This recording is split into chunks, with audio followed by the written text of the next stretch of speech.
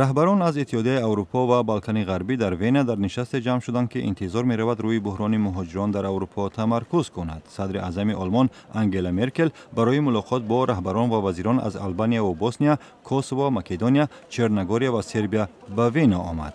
این نشست در حالی است که این کشورها اساساً مکدونیا و سربیا با موج مهاجرانی که می‌خواهند در کشورهای پیشرفته اتحادیه اروپا پناه برند روبرو شده است. در نشست وین مسائل ساختمان زیربناها، بحث‌های مرزی و همایش با اتحادیه اروپا نیز بحث خواهند شد.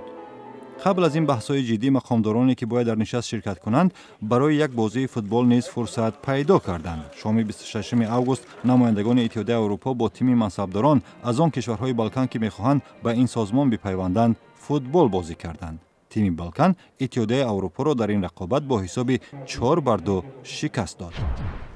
بزرگترین گروه مخالفین کوسوو با نام خودشناسی در پایتخت شهر پریشتینا علیه سازشنامه با سربیا که قدمی به سوی عادی ساختن روابط دانسته می شود تظاهرات برپا کرد. این توافق روز 25 اوگوست در بروسل به دست آمده به منطقه‌های عمدتاً سربنشین در شمال کوسوو مختاریت زیادتر می دهد.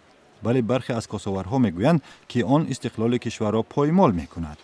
تظاهرگران خریطه کوسوو را در دست داشتند و این خریطه را یک اعتراضگری که نقش سروزیر سربیا الکساندر ووچیچ را بازی میکرد خراب کرد. مولداوا روز استقلالش را در پایتخت شهر کیشینیوف با رقص و ترانه‌های مردمی تجلیل کرد. این عید با پرد نظامی استقبال میشد ولی در سالهای اخیر جای پرد را راهپیمایی ازدحام لباس‌های ملی در تن گرفته است. مراسم اساسی در میدان مرکزی کیشینیوف دایر شد. رهبران مولداوا اعلامیه استقلال این کشور از اتحاد شوروی را روز 27 اوگوست سال 1991 در همین میدان قرائت کرده بودند. نیروهای ویژه 6 کشور در مشق‌های نظامی در فخرآباد تاجیکستان شرکت می‌کنند. هدف این مشق‌ها تمرین امکانات همکاری در امر مبارزه با حلقه‌های قاچاقبر مواد مخدر گفته می‌شود. در این مشق‌ها در جنوب دوشنبه پایتخت تاجیکستان نمایندگان از همه 6 کشور عضو سازمان پیمان امنیت دست جمعی ارمنستان، بلاروس، روسیه، قزاقستان، قرقیزستان و تاجیکستان شرکت دارند. تاجیکستان و همسایه‌هایش در آسیای مرکزی کشورهای عمده ترانزیتی برای قاچاق مواد مخدر تولید افغانستان به روسیه و کشورهای دیگر به شمار می‌روند. فایده‌های بزرگ از مواد مخدر برای تامین مالی گروه‌های افراطی در منطقه استفاده می‌شود.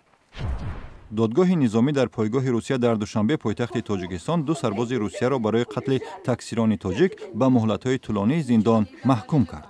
فیودور باسیموف و ایلدار سخاپوف روز 26 اوگوست متناسباً به 17 و 13 سال زندان محکوم شدند. باسیموف اعتراف کرد که راننده را که پدری 3 فرزند بود، او و سخاپوف به دلیل یک بحث مالی 1 سال پیش کشتند.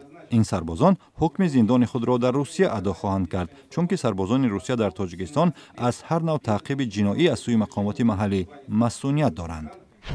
کارگران چاپخانه‌ها در پشاور در شمال و غرب پاکستان علیه انداز نوی 17% که در ولایت خیبر پختونخوا روی مطبوعات چاپی جاری شده است اعتراض کردند. اعتراضگران میگویند اندازه نو تجارت آنها را برباد داده مجبور به ترک این ولایت میکند. آنها همچنین مقامات ولایت خیبر پختونخوا را ایدار کردند که جهت در ولایت همسایه پنجاب چاپ کردن تمام اسناد رسمی دستور داده اند.